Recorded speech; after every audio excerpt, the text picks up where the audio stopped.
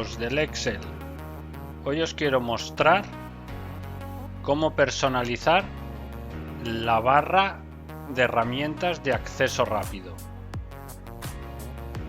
Bien, para ellos nos dirigiremos a Archivos, Opciones,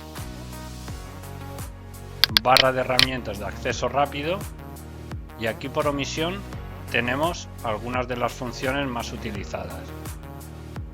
Si no encontramos lo que estamos buscando entre todas estas que hay, nos dirigiremos a comandos más utilizados, todos los comandos, y aquí encontraremos todo lo que se puede meter en la barra de herramientas. Yo ya tengo aquí asignadas las que voy utilizando más a menudo, y siempre hay alguna que necesitas tener más cerca. Bien, vamos a agregar una. Vamos a buscar, seleccionamos una, buscamos por alfabeto,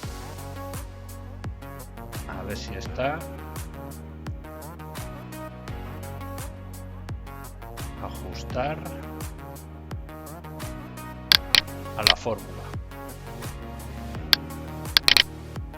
Nos pondríamos donde queremos ponerla.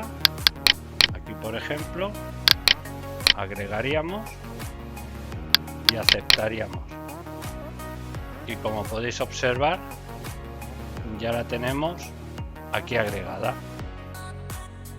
Otra forma más rápida, en este icono seleccionamos más comandos y como podéis observar ya nos ha traído directamente a la barra de acceso rápido.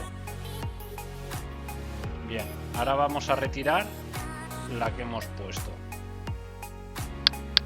Ajustar barra de fórmulas, quitar y aceptar. Bueno, espero que te haya resuelto tus dudas. Si te ha gustado, dale a like y suscríbete para más vídeos como este. Déjame en los comentarios si quieres que te haga algún tutorial específico. Hasta pronto.